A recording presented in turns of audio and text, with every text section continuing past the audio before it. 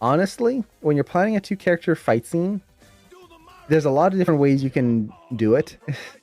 Is the most common way, and the one I tend to use when I'm trying to think of fights, is just think of a reaction. So you will usually want to have your beginning and your end thought out. How does the fight start? Was it someone pushed someone else? Like, was it someone just insulted someone else? Like, how does it start? How does the fight begin? This will Is get this you a formal combat where you have two opponents standing and greeting each other? Is it a duel? Is it just like a bar fight? You're going to have something that starts the fight.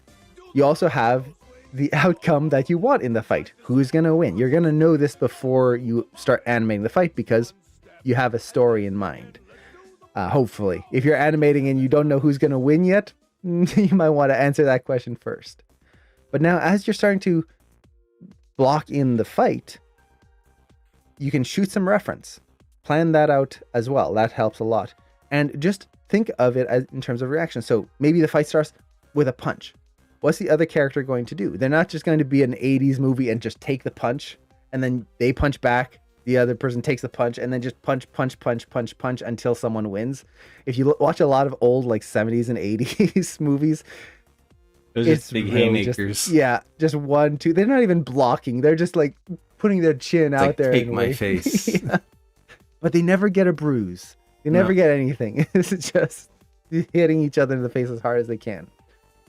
That's not as interesting. Instead, okay, the first person throws a punch. What's the second person going to do?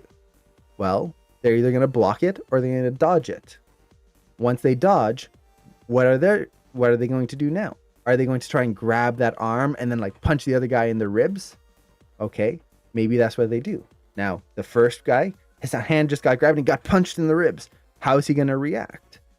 Maybe he winces in pain and grabs at his rib. Maybe that's the end of the fight right there. Is he like drops down and with a broken rib? Or maybe he pulls away and maybe, while holding his rib, what could he do? Maybe he twists out of the grip. Now, the other person, when the guy is twisting, their arm is going to twist. What are they going to do? Are they going to let go or are they going to reposition themselves to keep holding? So you can just kind of explore that. And reference helps a lot with this because you can just kind of shoot some quick ideas, especially if you have someone else to work with. And don't worry about like making an awesome like Jackie Chan level choreography. It's just like trying to sell these ideas, workshop them together, build them together. Think of it like just building blocks. And you're okay, it's going to go like this. And then it's going to happen like this. And you shoot a few different variations. Does this feel natural? Does this feel normal? Like, would this character actually do this? Or does that feel really awkward to do? And then from there, you've got your placeholders, your pieces that you can now build a proper choreography over top of. So, and on top of that, you can also approach it rather than approaching it from because that is essentially I forgot the term. Sun person? Choreographer? No, you're approaching it in terms of animation as a straight ahead. Yeah. So that's a straight ahead approach where you're thinking one step, okay, how do I do that? And then next one. You could also approach it in a more posed pose using animation language where you plan out the moments. So I know my fight is going to start off with these people at a bar. They're drinking. And let's say the person drinks the other person's drink. So I'm establishing the start. I know that at some point they are going to, the bad guy is going to grab the hero and throw him over a table. From there, the main character will, let's say, do an undercut leg swing to knock the guy off his feet, the bad guy off his feet. And then end with the good guy doing a kip up. Yeah, the good guy doing a kip up and maybe grabbing a bottle and throwing it at the bad guy as he's escaping through the saloon doors. Yep. So you have your moments that you know are going to happen, and you can stage those and then figure out the in-betweens from there. So you have the big moments, your key poses your key storytelling moments of when the battle switches, who's dominating. And then the rest is just kind of figuring out the middles. Yeah. So hopefully that helps. Hopefully that makes a little bit of sense. Honestly, fights, they're very organic. So treating them like that helps a lot.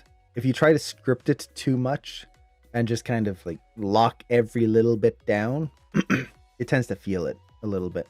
But another thing with a fight is a lot of fights, again, going back to the 80s, and even poorly done fight scenes today, a lot of them are just punch, punch, punch, punch, punch, punch, punch, punch, punch, punch, punch, end.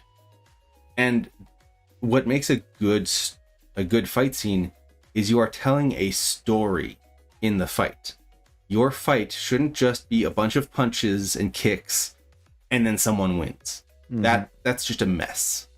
Your fight needs to tell a story. Yeah. Who is dominating? Who is being aggressive? Think of the acting. There should be a narrative, and there should be reasons why your characters are swinging and doing the things they're doing. And if they're just swinging their sword in a mechanical, boring way and just punching in a boring, mechanical way, it's going to feel boring and mechanical.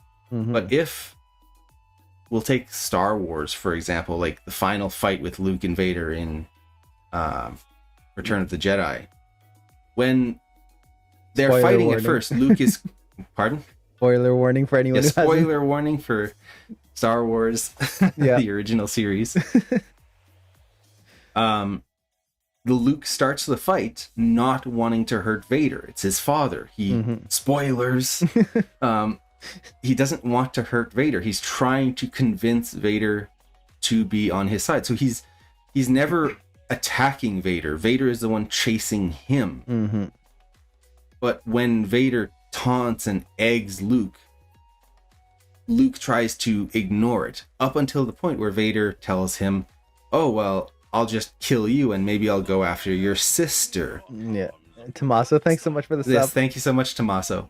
And at that moment in this fight, Luke changes his attitude. He becomes aggressive. He becomes angry. And now he is the one going after Vader, and he is just beating on him with his lightsaber. He's not being careful. He is not being guarded. He is just wailing on Vader and just beats him to the floor. So that fight has a story and a narrative happening through it. The reasons why the characters are retreating or attacking have a narrative. So when you're doing a fight, it shouldn't just be punch, kick, punch, repeat. Where there's just nothing there. Think of who, like, again, going back to your acting, who, what, where, when, how, all those things. Yeah, you want to ask those questions. So hopefully that helps. Yeah.